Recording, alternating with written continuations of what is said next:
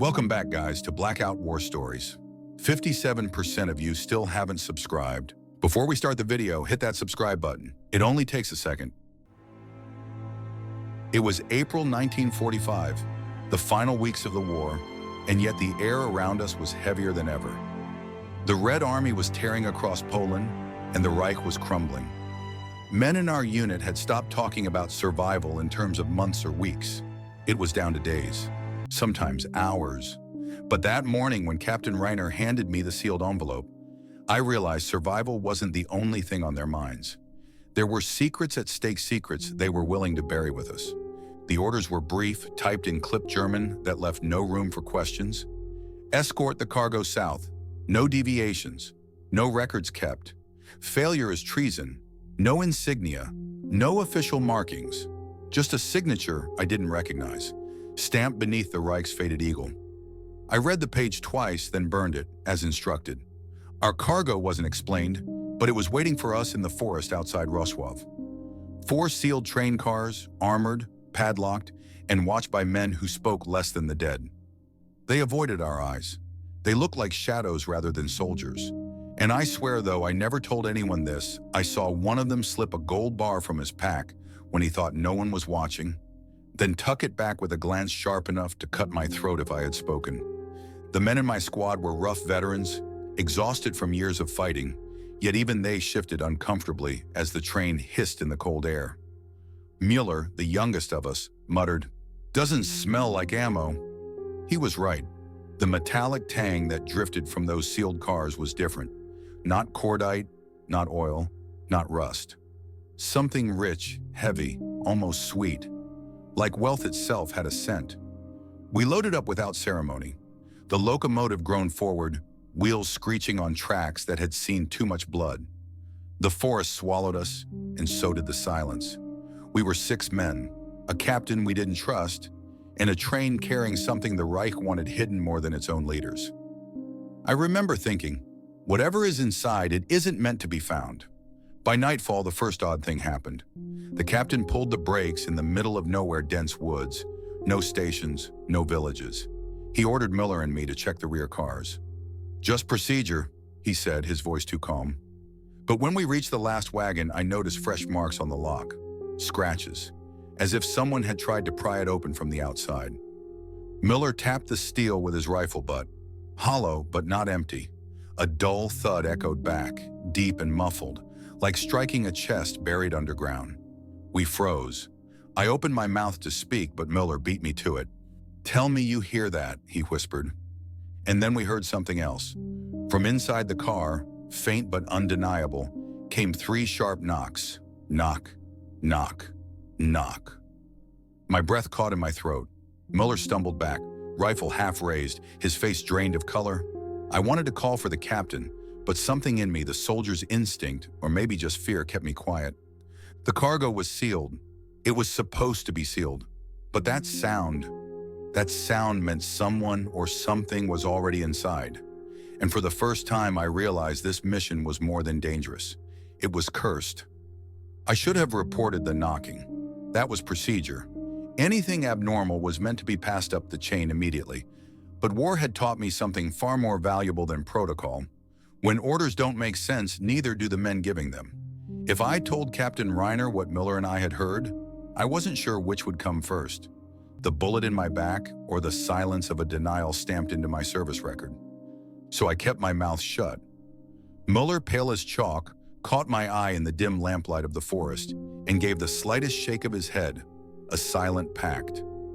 We walked back up the line, rifles slung low, acting as though nothing had happened.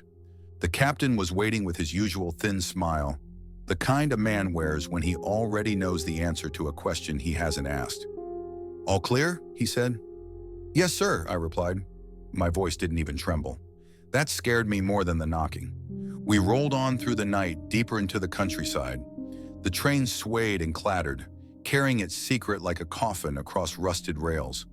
The men settled into their places, Reinhardt cleaning his sidearm by lamplight, Vogel scratching notes into a battered field journal he never let anyone read, and Mueller trying to smoke away his nerves. No one spoke of the cargo, not openly, but we all thought about it.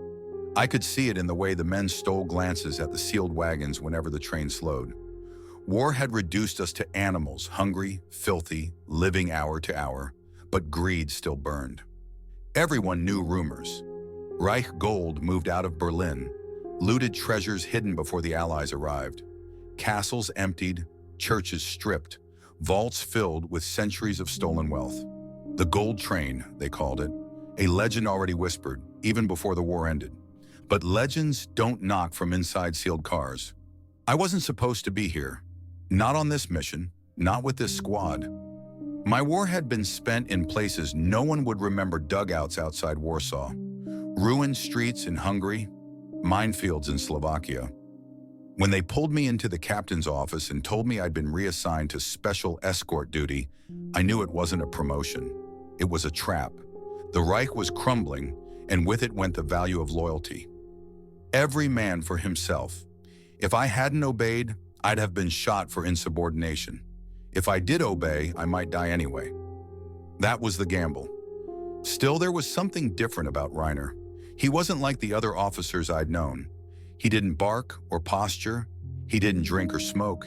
He carried himself like a man who had already chosen his end. When we stopped to rest, he would unfold a small black notebook and write in it with careful strokes, as though he was keeping a record of something only he understood. Once Muller asked him what it was. The captain looked at him for a long time, then simply said, "Insurance." I never saw the notebook leave his side. On the third day, we passed through a shattered village near Walbrzych. Burnt homes, broken carts, stray dogs prowling for scraps. The war had eaten everything alive, yet when the train slowed, I noticed something that unsettled me more than hunger or ruin. Civilians stood near the tracks, staring at our train not with the dull eyes of people beaten down by war, but with something sharper: knowledge. They knew what we carried, or at least suspected. One old man even spat as the cars rolled past, a dark glob that struck the steel and slid down like blood. "Unfriendly?" Vogel muttered. "Or jealous," Reinhardt replied. But I caught the way Muller was staring not at the villagers, but at the last wagon. His lips moved, whispering the same words he'd spoken that night in the woods. "Tell me you hear that." I nudged him sharply, pulling him back to silence.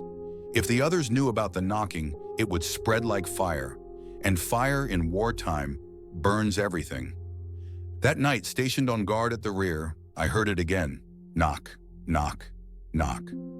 Slow, deliberate, as though whoever or whatever was inside knew I was listening. I pressed my ear against the cold steel. The sound echoed up my skull, rattling into my bones. "Who's there?" I whispered before I could stop myself. No answer. Only silence, deep and suffocating. Then after a long pause, another 3 knocks. Knock, knock, knock. I stumbled back, heart hammering. My rifle felt useless in my hands. A part of me wanted to shoot the lock, tear open the doors and end the guessing. But another part, the stronger part, knew that was exactly what I wasn't supposed to do. Because if I opened that car, I'd learn a truth I wasn't meant to survive.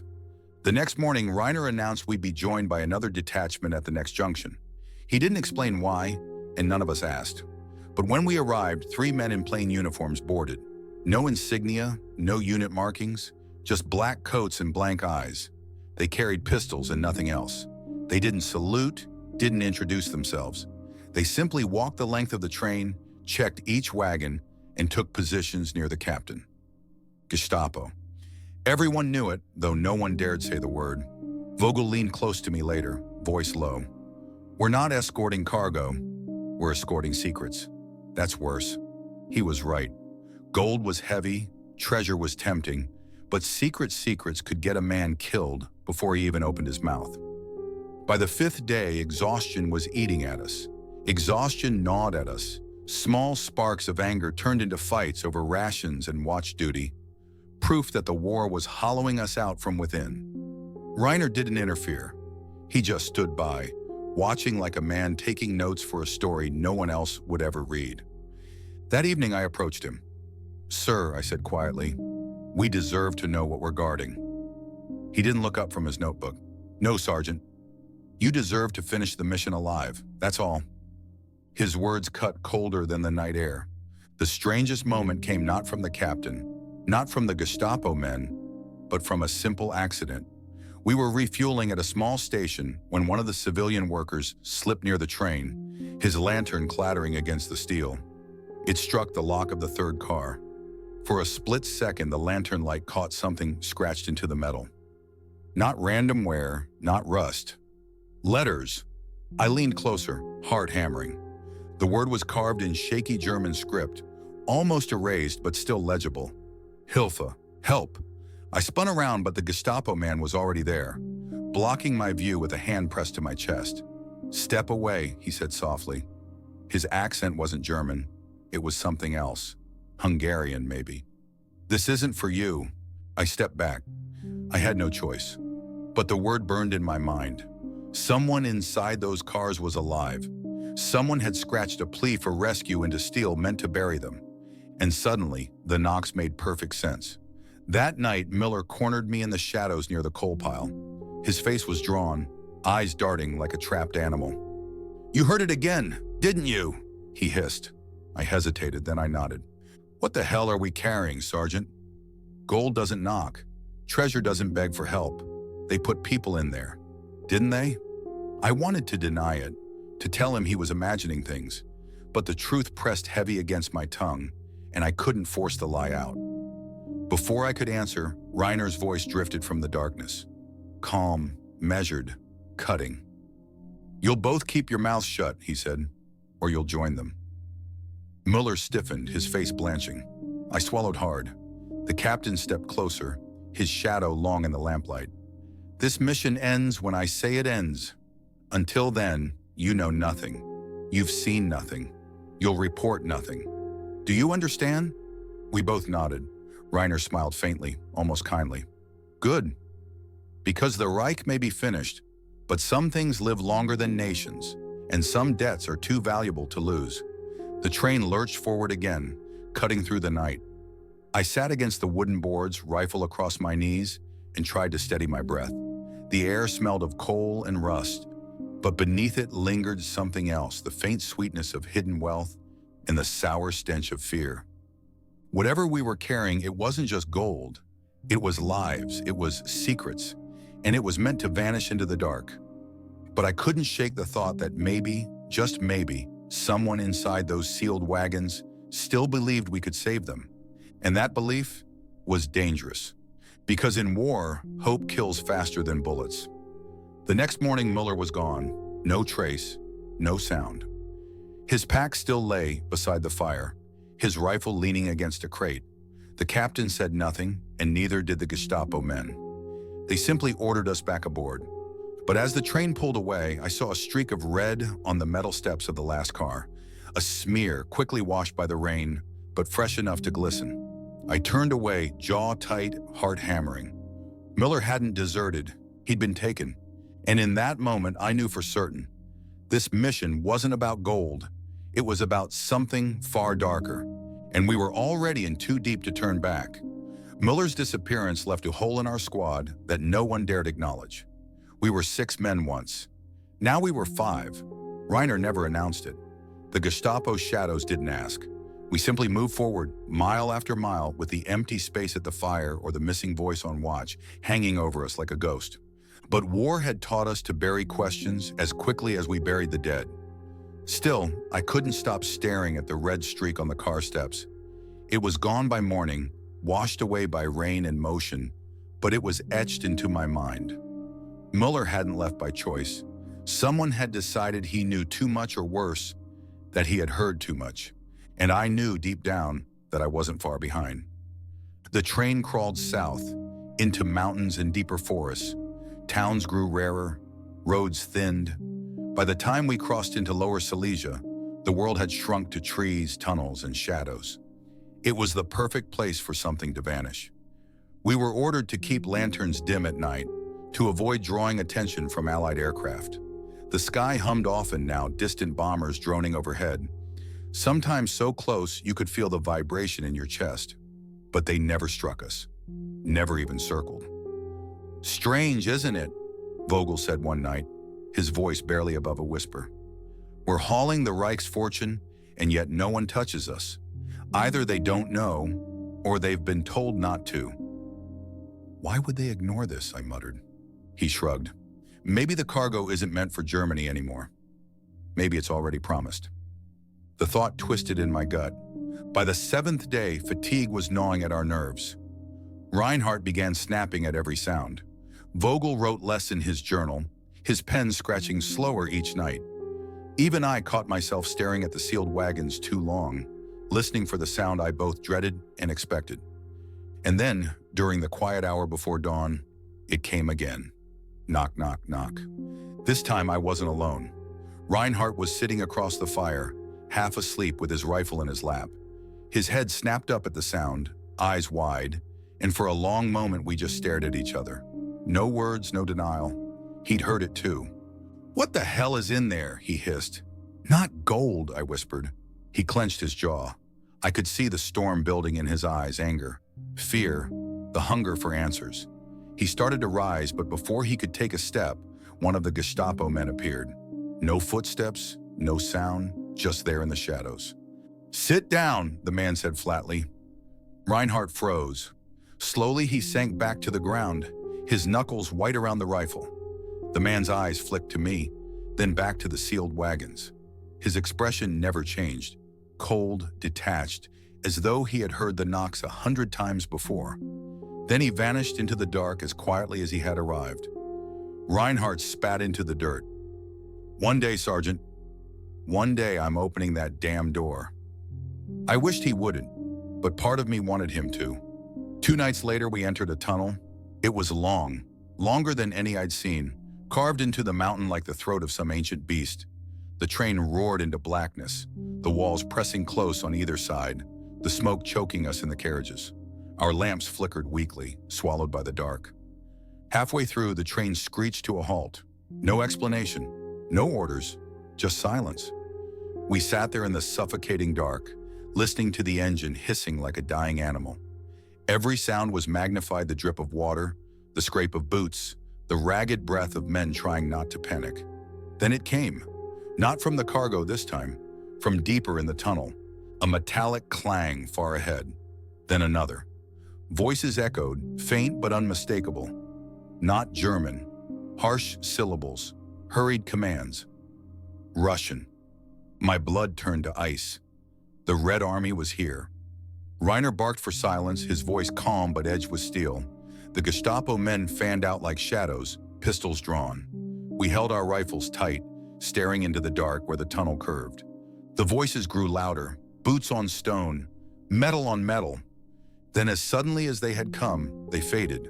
A few more echoes, a last clang of steel, and then nothing. We waited, hearts pounding, until Reiner finally ordered the train forward again. As we crawled out into the pale dawn, I realized something chilling. The Russians hadn't attacked. They had been working, digging maybe, moving something, and they hadn't stopped us. Almost as if they wanted us to pass. When we finally halted in a mountain clearing, Reinhardt cornered me. His face was gray with exhaustion, but his voice was steady. "You saw it too. You heard them." "Yes." "And yet we roll on. No one's reporting. No one's fighting." I nodded. Reinhardt leaned closer, whispering like a man confessing sin. "This isn't a mission.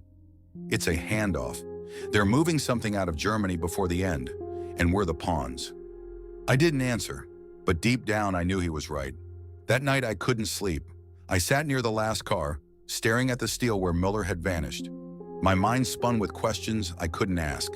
And then from inside, a new sound. Not knocks, not scratching. A voice. Faint. Muffled. But a voice. I pressed my ear to the cold steel. My breath fogged in the night air. "Bitte!" The word was broken, hoarse, desperate. "Please." My hands trembled. Every instinct screamed to open the lock, to drag the doors wide and pull whoever was inside into the open. But I couldn't. The Gestapo's eyes were always near, even when unseen. Still, the word echoed in me, hollow and raw. "Please." I stumbled back, heart hammering, tears burning behind my eyes. War had already broken us, but this was something else. This was cruelty refined into silence. By dawn, Reinhardt was gone. just like Miller. No struggle, no sound, his pack abandoned, his rifle leaning against the fire. Vogel stared at the empty space, his jaw tight. He said nothing, just opened his journal and wrote with sharp, angry strokes. I looked at Reiner. He didn't even glance at the missing man. He simply closed his notebook and gave the order to move. And I knew with a certainty that hollowed me out. None of us were meant to see the end of this journey. 3 men remained, Vogel, myself, and the silent soldier named Kruger, who never spoke unless spoken to. We sat together one night, the train creaking as it climbed into higher mountains, snow dusting the tracks. Vogel finally broke the silence. "We're going to die here," Kruger grunted. "Probably." I stared into the fire. "Not if we figure out what they're hiding." Vogel looked up sharply. "You mean open the car?" "Yes." Kruger shook his head. "That's suicide." "Maybe," I said. "But if we don't, we vanish like Miller and Reinhardt. At least this way we know why." For a long time, no one spoke. Then Vogel closed his journal and slid it into his coat. "If we do this, we wait for the right moment. Not when they're watching, not when Reiner's near. We wait, and when the chance comes, we open it." Kruger nodded once. "Fine, but when it kills us, I'll blame you." A grim smile tugged at my lips. "Fair enough." That night, the chance almost came. We stopped in a small station, long abandoned, snow piled against the platforms. The Gestapo men had vanished into the dark, Reiner with them. Only one guard remained near the cars, pacing lazily with a lantern. Vogel's eyes met mine. Kruger gripped his rifle tight. We moved. Silent, careful, step by step toward the last car. The guard's back was turned.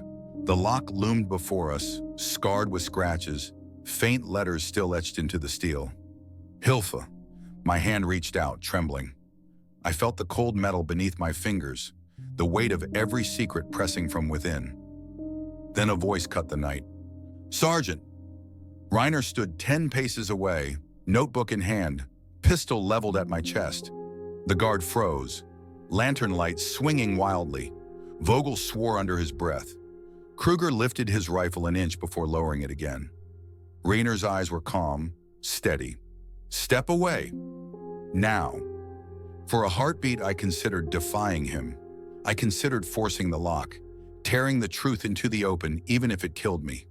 But in his eyes, I saw something that stopped me. Not anger, not fear, resignation. He wanted this secret buried as much as the Gestapo did, maybe even more. We stepped back. The moment was gone. The lock remained sealed. Reiner lowered his pistol slowly, then turned away, his voice quiet but final. "You don't open doors like that, Sergeant. Not if you want to sleep again." And as the train rolled on into deeper mountains, I realized something that chilled me more than the knocking, more than the voices, more than the disappearances. Reiner wasn't guarding treasure. He wasn't even guarding prisoners. He was guarding us from the truth. The mountains swallowed us whole. Snow crept along the tracks, the air turned sharper, and the world outside narrowed to white peaks and black pine. Each day, the train pulled us further from the war we knew, deeper into a silence that felt more dangerous than battle itself. By now, there were only 3 of us left, Vogel, Kruger, and me, plus Captain Reiner and the faceless Gestapo men who seemed to multiply in the shadows. Miller and Reinhardt were names we no longer spoke aloud, but their absence clung to every pause, every empty seat, every silence that lingered too long. I had learned to keep my rifle closer at night, not for enemies, not even for the Russians, for my own side. It happened on the 11th day. The train halted in a remote valley, a place cut off from the world, where the snow lay thick and unbroken except for the rail itself. No station, no village, nothing but mountains and silence. The Gestapo ordered us off the cars and into formation. 6 of them now, where before there had been 3, all in the same black coats, all with the same empty faces. "Inspection," Reiner said, his voice clipped. "Check every wagon." Then we move. We obeyed. Vogel muttered curses under his breath. Kruger worked mechanically, and I forced myself forward, step by step, heart pounding. When I reached the last car, I froze. The lock was broken, not shattered, not pried open, but carefully unlatched, as though someone with a key had undone it in the night. A sliver of darkness yawned between the doors, and from within came a smell that nearly buckled my knees. The air carried the unmistakable heaviness of death, different from food or animals, something only war-torn fields could teach you.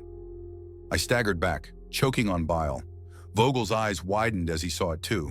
Kruger cursed under his breath, gripping his rifle tighter. Riener appeared behind us, silent as ever, his pistol already in his hand. "Close it," he said. "But sir?" "Now." His voice was low, final, brooking no argument. Kruger stepped forward and slammed the doors shut, snapping the lock back into place with trembling hands. The Gestapo watched without expression. Not one of them moved. Not one of them looked surprised. That was when I realized they had always known. That night, the knocking stopped. For the first time since we left Wroclaw, there was no sound from the wagons. No scratches, no voices, no pleas, only silence. And the silence was worse. Vogel sat beside me at the fire, his journal open, but his pen unmoving. "They're dead," he said flatly. I stared into the flames. "Maybe." "No," he insisted, his voice tight. "Don't you get it? They weren't supposed to make it this far. That's why Miller vanished. That's why Reinhardt disappeared. The cargo wasn't meant to arrive alive, and now it hasn't." His words lodged like glass in my throat.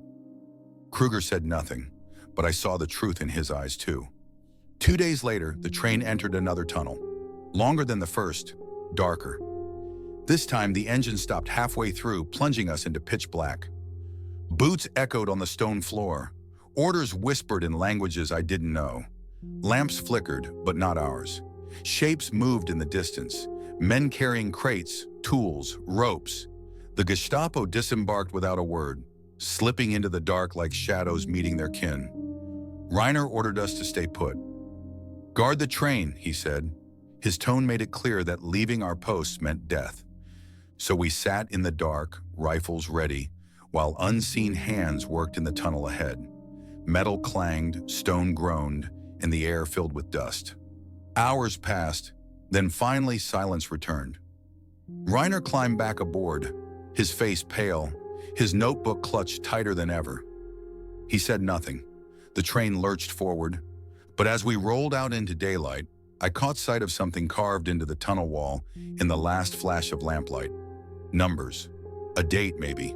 A code. Etched in haste, half buried in dust. And beside it, smeared in the grime, a handprint. Small, thin, a child's hand. That night, I couldn't hold it in anymore. I cornered Reiner by the fire, my voice shaking with anger. "What the hell are we carrying?" He didn't look up from his notebook. "Cargo." "Don't lie to me, Captain." I saw the lock. I smelled it. They were alive, weren't they? "And now they're dead." His pen paused. Slowly, he lifted his eyes to mine. For the first time, I saw something human in them. Not authority, not cold detachment, something else. Regret. "You want the truth, Sergeant?" he said softly. "The Reich is finished. Everyone knows it. But men like them," he nodded toward the Gestapo, shadows lurking at the edge of the firelight. "They don't care about victory. They care about what survives. Gold, documents, scientists, knowledge, things too valuable to leave for the Allies." His voice lowered. "That's what we're moving. That's what you've been guarding. And that's why your men are gone. They learned too much." I swallowed hard. "And the people in the cars?" He held my gaze. "Collateral." The word cut through me like a knife. I wanted to shoot him then and there. I wanted to tear open the doors and drag whatever was left of those poor souls into the light. But I didn't move, because deep down, I knew Reiner was right. And worse, I knew that if I pushed, I'd join Muller and Reinhardt in the dark. The next day, Vogel snapped. It started small. He refused his rations, muttering that we were feeding ghosts. He stopped writing in his journal, choosing instead to stare at the wagons with a look that chilled me to the bone. Then in the middle of the night, he rose silently, rifle in hand, and began walking toward the last car. I grabbed his arm. "Don't!" He shook me off. I can't keep guarding this. I have to see." Vogel, he raised the rifle, pointing it at the lock. His hands trembled, but his eyes were steady. If they kill me, fine, but I won't die not knowing. The shot rang out, deafening in the still night. The lock shattered, sparks flying. The doors groaned open, slowly, painfully, revealing the darkness within. And what I saw will never leave me. Bodies, dozens of them, stacked in silence, skeletal, frail, eyes frozen open as if still waiting for mercy. Men, women, children, their clothes torn, their faces hollowed by hunger and fear. Some had gold teeth ripped from their jaws, blood still crusted around their mouths. And in the corner, half buried beneath the dead, a chest. Metal, heavy, its lid pried open just enough for lamplight to catch the gleam within. Gold, bars stacked neatly alongside documents bound in leather, maps, photographs, files, proof of something larger than any war. I staggered back, bile rising in my throat. Vogel dropped his rifle, his scream echoing through the valley. Then the shadows closed in. The Gestapo men came from all sides, pistols raised. Vogel didn't even try to fight. One shot dropped him where he stood. His body fell beside the others. Another casualty swallowed by silence. Reiner didn't move. He just closed his notebook, his face unreadable. The Gestapo turned to me next. I braced for the shot, but Reiner raised a hand. "Not him," he said quietly. "Not yet." And just like that, I was spared. But I knew why, because I was still useful. Kruger and I buried Vogel the next morning. No words, no ceremony, just a shallow grave in frozen earth, marked by a scrap of wood. Neither of us spoke.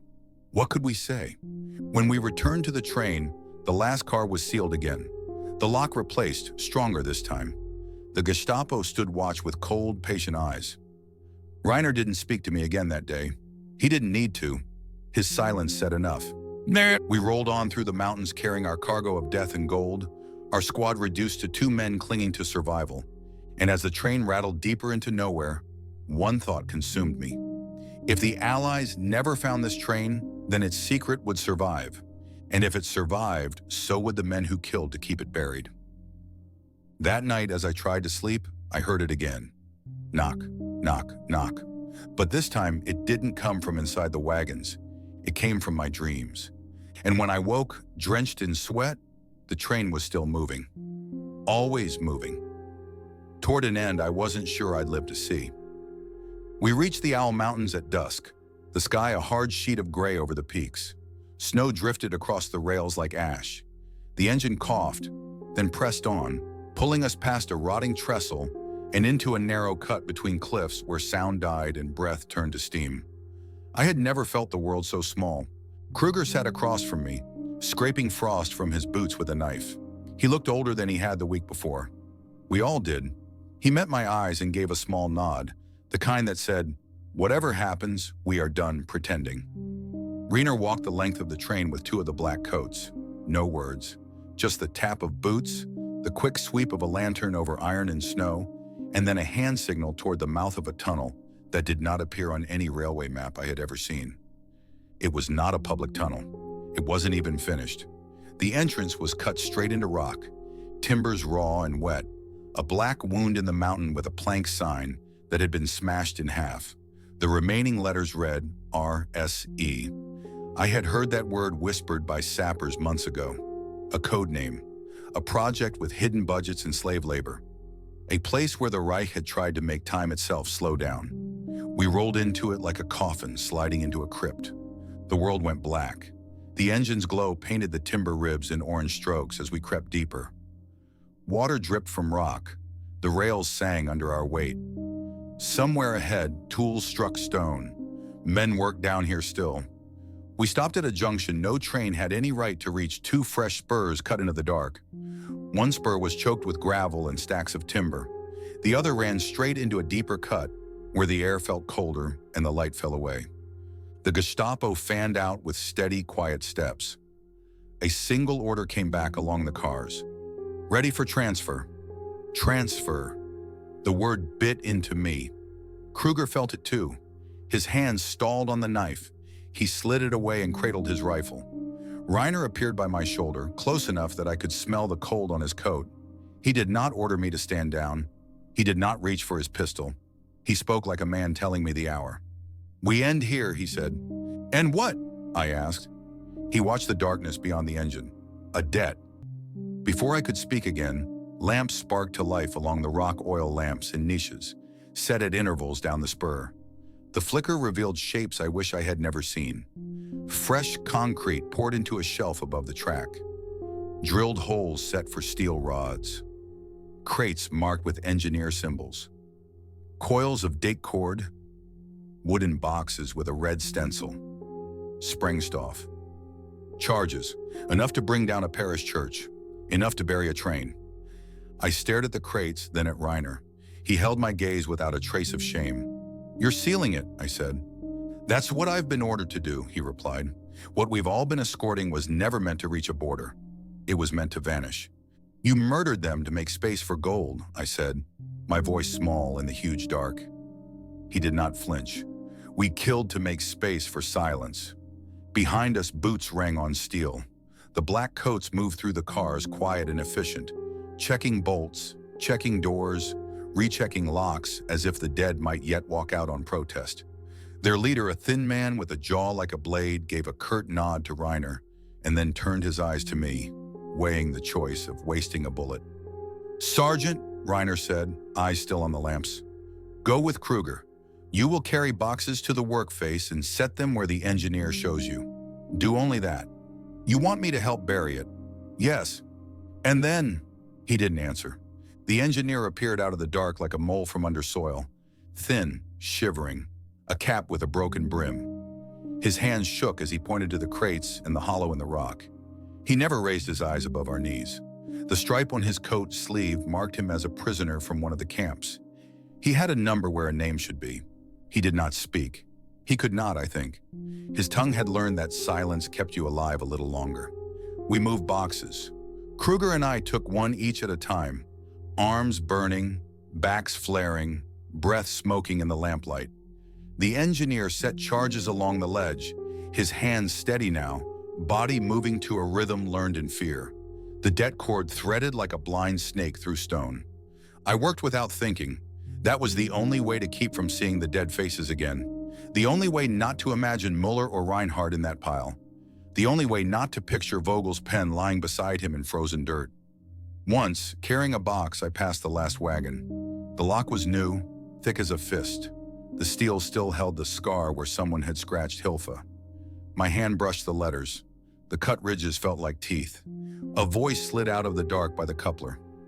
"If you touch that door, I'll put you in there." I turned. The thin-jawed Gestapo man watched me without blinking. He did not raise his pistol. He didn't need to. The tunnel itself was his weapon. I kept walking. By the time the last crate was set, my arms shook. My breath came in short pulls. The engineer stepped back, wiped a hand on his sleeve, and faced Reiner like a dog awaiting a kick. Reiner took in the wiring, the placements, the angle of the shelf. He nodded. "It will hold?" The engineer bobbed his head once, quick, afraid to commit to more. The jab of a pistol barrel nudged his spine. "Talk," the thin-jawed man said. "It will hold," the engineer whispered. His voice sounded like broken glass in a tin cup. "Good," the man said. "Now go stand by the wall." The engineer obeyed. His eyes slid over me for just a heartbeat. Not pleading, not even hope. Only a look that asked whether I was still a man under the leather and the orders. A whistle blew a short, sharp note that echoed down the ribs of the tunnel. The engine hissed, then inched forward, pushing the first two cars onto the far spur under the shelf of new concrete. The rest of the train groaned behind like a wounded thing. "Leave the first two," the thin-jawed man said. "Bring the third." The crew worked like a team that had rehearsed this ending for months. Couplers hit iron, chains rattled, a wheel shrieked against a rail. The first pair of wagons settled beneath the shelf and went still, their roofs almost brushing the stone. The thin-jawed man turned to Reiner. "How many charges did you set for the crown?" "Enough to collapse, not enough to splinter the cars," Reiner said. "We need them intact." I felt the ground tilt under me, intact, buried, as if that made it clean. Kruger edged closer. His breath touched my ear. "We run," he whispered. "Where?" I breathed back. "Wrong question," he said. "When?" A black coat near the detonator post uncoiled the firing line and laid it along the ballast. He marked a point in chalk on the timber by the plunger. Fresh white on old wood, a signal for the last step. The engineer stood by the wall with his hands clasped as if he were trying to keep them from reaching for anything. I looked at him. He looked at the firing line, then at me, then at the charges. His lips moved, shaping a single word without sound. No. 2 more cars rolled into place under the ledge. 4 now. The shelf ran long enough for 6. My stomach dropped. 6 cars in total on the train. That was the plan. Everything. Everyone.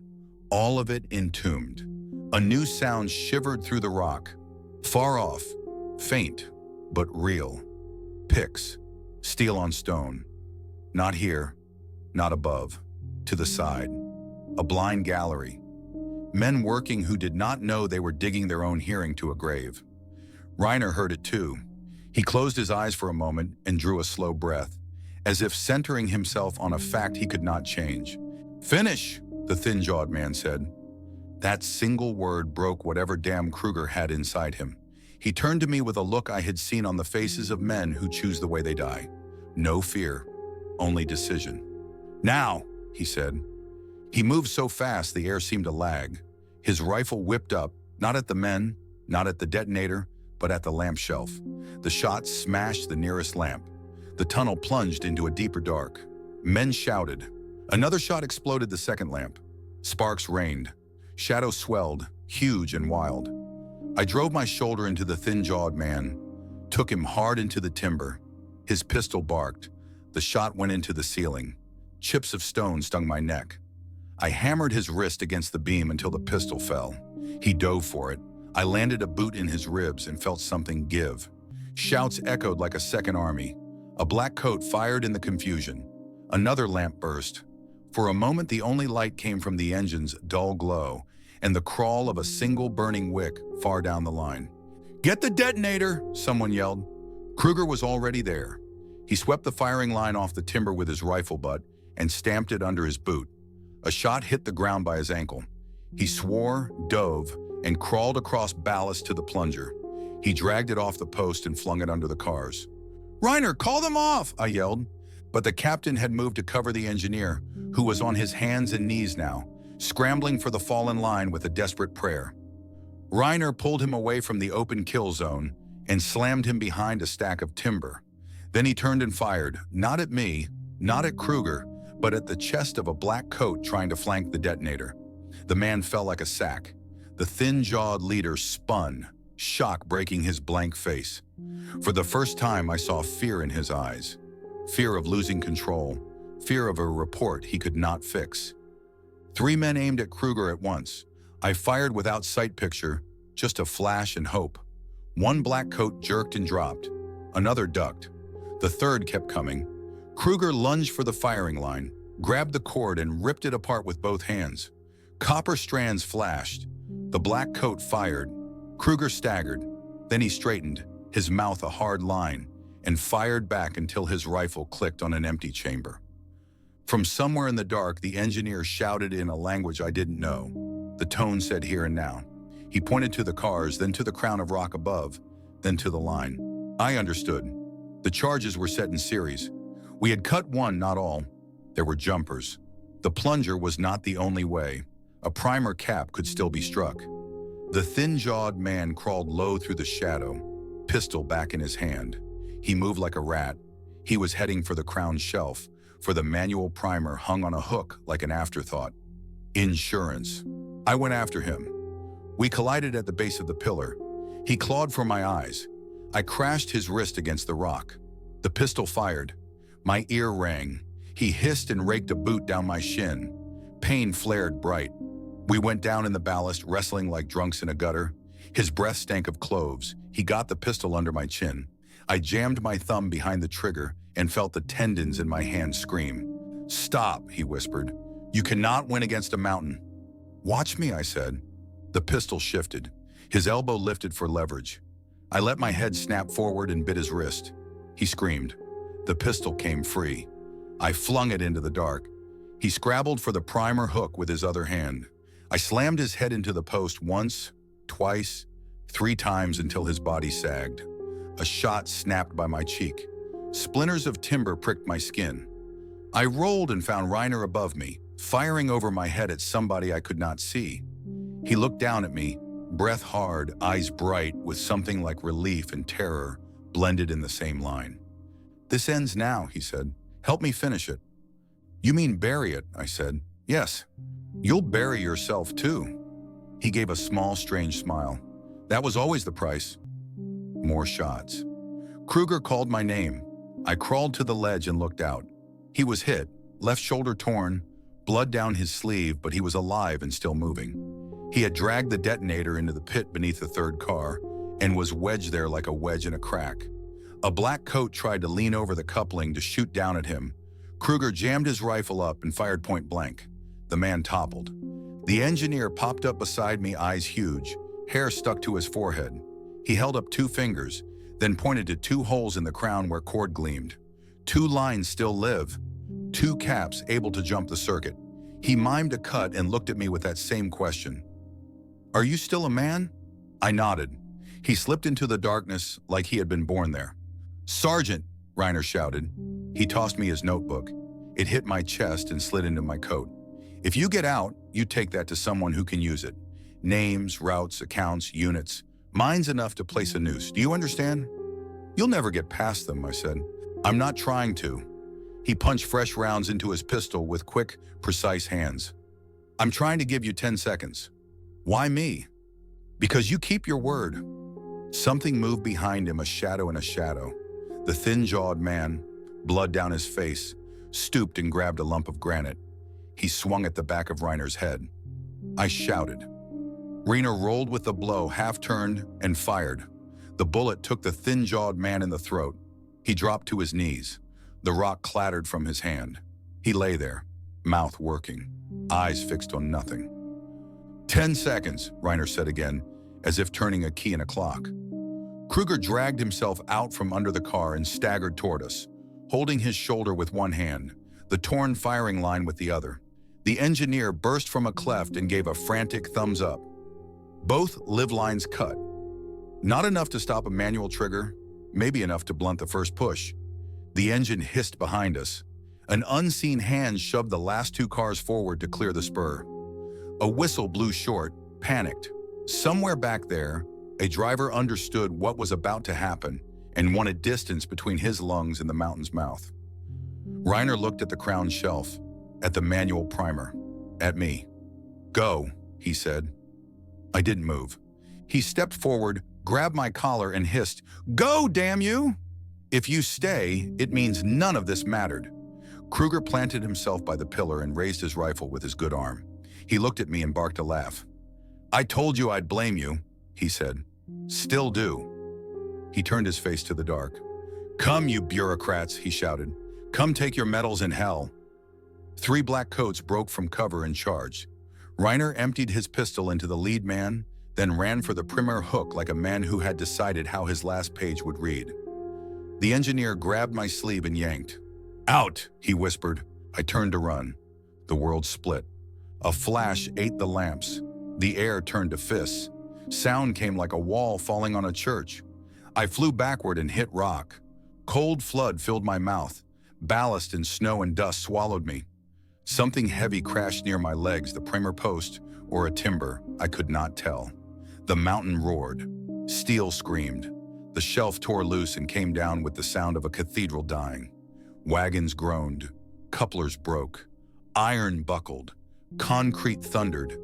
I clawed the ground and dragged myself toward where I thought the air might still be. Silence hit after the roar like a slap. Not true silence. The small sounds were still there. Rock trickling, steam hissing in pain, the high whine of metal cooling in snow. Then from somewhere under the collapsed crown, a single brief cry. It died in dust. A lamp guttered. Its tiny wick lit a wedge of choking fog. I coughed hard and rolled, my chest on fire. My hand brushed something smooth and warm under grit, the small black notebook. I shoved it deeper into my coat. "Kruger," I choked. Something moved at my hip. A boot. He lay on his back, eyes open, blood on his lips. He smiled faintly like a man who knew the outcome long before the dice were cast. "Still blame you," he croaked. I gripped his hand. From behind the new wall of ruin, I heard the engine reversing, wheels screaming on wet rail. The front of the train was backing away, dragging what was left of the line out of the mountain's mouth. White steam rolled toward us, then faded. A whistle blew again, long this time, mournful, then gone. They were leaving us, buried with what they had not moved, buried with what they had. A scrap of movement caught my eye. A figure stumbled across the sloped rubble, thin, bent, bare head. The engineer. He clung to the rock like a spider, then slid down to me and thrust something small into my hand. A rectangle of paper, a torn map, lines, a notation. Spur 12 Change Walbrzych Tunnel, 3 Crown Shelf Cap Rock. He pointed at my coat, at my chest, at the mouth of the tunnel, a slice of night far, far away through dust and slant timber. He made a cutting motion. Then he darted toward a side gallery and vanished into it like smoke. I rolled to my knees. Pain tore through my left side like a hot wire. I crawled. Kruger crawled beside me, one hand pressed to his shoulder. We slithered over broken rock and drowned timber in the twisted rib of a rail. Every move pulled fresh grit into my throat. Every breath tasted like rust. Behind us, another sound swelled in the new quiet. Not picks, not boots, water. A slow, steady pour through the shattered crown. Snowmelt finding a new path, the first trickle of the mountain's plan. We reached a pocket where the air tasted less of dust. I slumped against a stone and pressed the notebook to my chest like a relic. Kruger coughed deep, then spat a clot the size of a plum. "It's buried," he said. "Yes. No one will find it. Maybe not in our lifetime." He leaned his head back and closed his eyes. "Then the train becomes a story." "It already was." He smiled with one corner of his mouth. "So tell it." A pebble slid, another. The roof above our pocket groaned like old wood. A plank snapped somewhere in the mess. The thin thread of water became a sheet. I pushed up on elbows that felt made of glass. "We have to move," I said. Kruger opened his eyes. He looked at me. He looked at the tiny triangle of night at the far end. Then he looked at the place where Reiner had stood. "Did he?" he began. I shook my head. I didn't know. I did not hear him after the blast. I did not see him in the fall. I had only a feeling, and a notebook, and a torn map, and a tunnel closing around us with the patience of earth. "Move," I said again. We started to crawl. And as the water found our boots and the rock gritted our palms, and the night narrowed to a stitch, a slow, deliberate sound rose out of the broken dark behind the new wall. 3 knocks. Knock, knock, knock. Not on steel, not on a door. From the far side of the collapse. A hammer maybe, or a trapped man, or the train itself settling into its grave. We froze. The knocks stopped. Then faint and far the sound came again. 3 times, and beneath it, something else, voices, or wind. We looked at each other, mouths open, lungs burning, hearts loud. We moved toward the light anyway, because either those sounds were a warning, or someone beyond that wall was still alive. We crawled for what felt like hours, scraping our palms raw against stone, lungs dragging dust instead of air. Every muscle screamed to stop, but the memory of that last sound, the knocks behind the wall, drove us forward. When the tunnel finally spat us into cold night, I collapsed into snow. It burned my face, melted in my mouth, cleared the grit from my throat. I lay there shaking, staring up at the stars. For a moment I thought the war itself had vanished, leaving only silence and sky. Kruger dragged himself out beside me. His shoulder was soaked in blood, his face pale, but he still managed a crooked grin. "We're not dead yet." I wanted to believe him. The engine was gone. The train had vanished into the night, leaving only twisted rails at the mouth of the buried spur. No witnesses, no proof. Just the mountain, sealed and silent. I pulled Reiner's notebook from my coat. It was streaked with soot, pages warped but intact. Inside were neat lines of writing dates, Locations, shipments, names, lists of accounts and codes. Enough to tie the Reich's plunder to banks, to officials, to places far beyond Germany. Enough to bury more than a train. Kruger peered over my shoulder. That's why they'll kill us if they find us. They already tried, I said. We had nothing but the clothes on our backs, 2 rifles with half-empty magazines, and a notebook that could change history. We staggered down the slope into the valley. Snow crunched under our boots. Blood marked our path, and every gust of wind felt like a signal flare for whoever might be hunting. By dawn, my legs nearly gave out. Kruger was worse fever creeping in, eyes glassy, breath shallow. We found an abandoned hut near a stream. Broken roof, one wall caved in, but it offered shelter from the wind. I tore my coat into strips to bind his wound. He cursed me for wasting fabric, then thanked me with a weak smile. Inside the hut, I opened the notebook again. Among the lists, I found sketches of tunnels, maps of Lower Silesia, coordinates scribbled in the margin. One symbol appeared again and again, a black eagle over crossed hammers, the mark of the mining authority. Reiner hadn't just been escorting gold. He had been cataloging where it went. For 2 days we hid. Snow fell heavy, burying our tracks. Planes droned overhead but never circled. Once, in the distance, I heard the grind of engines. Trucks, maybe, or tanks, rolling somewhere through the passes. But no one came near the hut. Kruger faded in and out of sleep, muttering names I didn't know. When he was lucid, he asked me the same question. Why us? I never had an answer. Maybe Reiner had chosen us by chance. Maybe he had chosen us because we were expendable. Or maybe somehow he knew we would carry the story. On the 3rd night, Kruger gripped my arm hard. Promise me, he rasped. Promise you what? That you'll tell it. Even if no one believes you. Even if they call it a fairy tale. His breath rattled.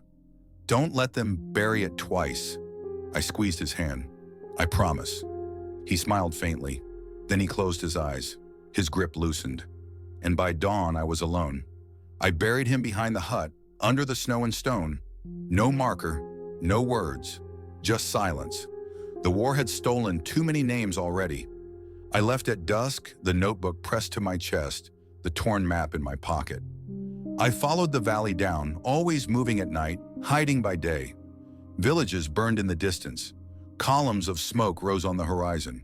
The Reich was dying, but the gold, the secrets were still alive. Once I passed a patrol of Russian soldiers. I lay flat in the snow, watching them march with rifles slung, their faces set hard. They didn't see me. I wondered if they already knew about the train, if they too were digging in these mountains, sealing their own secrets. Weeks later, thin and ragged, I stumbled across Allied lines near the Czech border.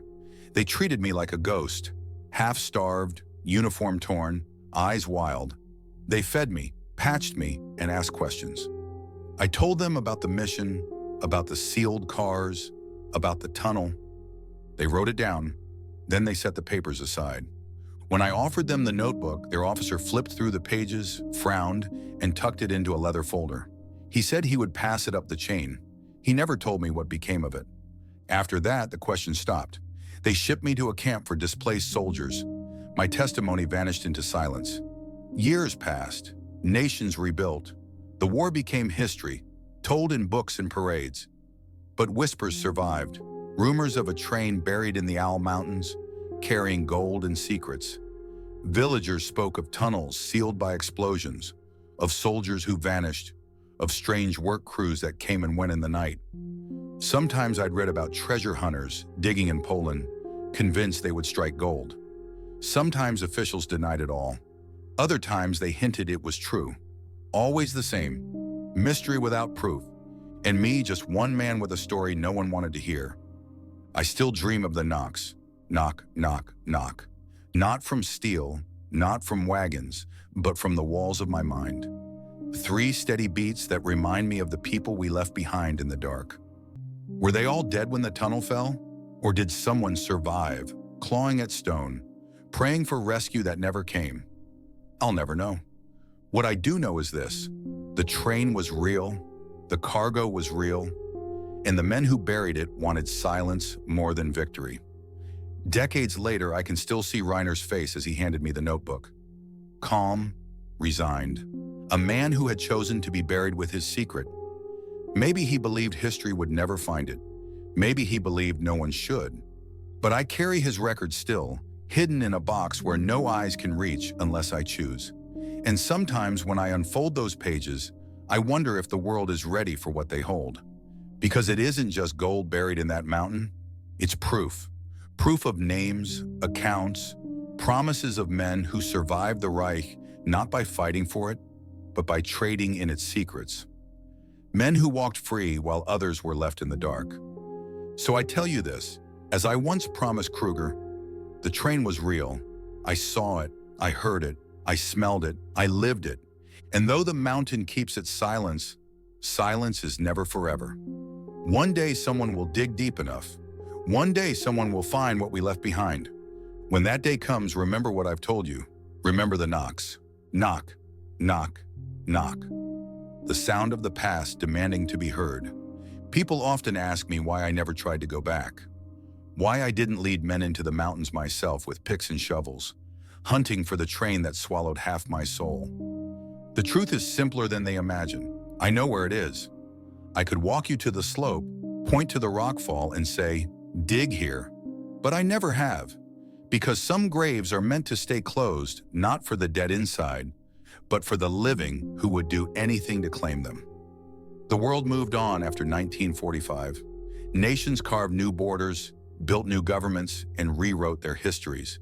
Yet the rumor of the Nazi gold train never died. Hunters arrived with machines and maps, swearing they would be the first to break through. Governments denied, then half admitted, then denied again. Each story fed the legend. Each denial made it stronger. But legends are convenient. They distract from truth. And the truth is worse than treasure. That train carried gold, yes, but it also carried names men who weren't supposed to live through the collapse of the Reich, but did. Men who slipped into banks, corporations, governments, under false papers and new flags. Men who carried their silence like a weapon. The notebook Reiner gave me proved it. I showed it once, long ago. The officer who took it smiled politely, promised investigation, and locked it away where I could never see it again. Since then, I've carried copies in secret. Insurance, not gold, not jewels, words. And words, if you wait long enough, cut deeper than bullets. Still, the memory of that tunnel gnaws at me. I wake in the night to the sound of water dripping on stone. I feel the dust clogging my lungs. I see the pale faces stacked inside the wagons, eyes wide, mouths frozen mid-prayer. I hear the knocks, always the knocks. Knock, knock, knock. Sometimes I wonder if they were real. Maybe the sound came from the shifting of steel, or from my own conscience hammering against my skull. Maybe no one was left alive when those cars were sealed. But deep down, I don't believe that. Deep down, I know someone was still breathing in that darkness, still fighting to be heard, still scratching Hilfe into steel until their fingers bled. That's why I promised Kruger I would tell it. Not for the gold, not for the secrets, for them. Now I am old. My hands shake, my breath is shallow, and I no longer have the strength to climb mountains. But I can speak. I can leave words behind. If you're hearing this, then the story has escaped me. Maybe through a recording, maybe through a page smuggled from my desk, maybe through someone braver than me finally choosing to publish the truth. Whatever the path, it doesn't matter. What matters is that you understand. The train was real. The mission was real. The silence that followed was no accident. If you dig, you might find gold. You might find documents. You might even find bones. But what you will not find is peace. Because once the mountain speaks, it will demand answers the world is not ready to give. I leave you with the last words Reiner spoke to me before the blast. This ends now. But he was wrong. The train still lies beneath the mountain. The gold still waits in the dark. The names still linger on pages sharp enough to cut through silence. And the knocks, they still echo. Knock, knock, knock. One day someone will answer. You're still watching without subscribing? Make sure you don't miss the next story. Subscribe now and share with your friends. Tell us your country, the time you're watching, and any real-life incident like this, then post it in the comments.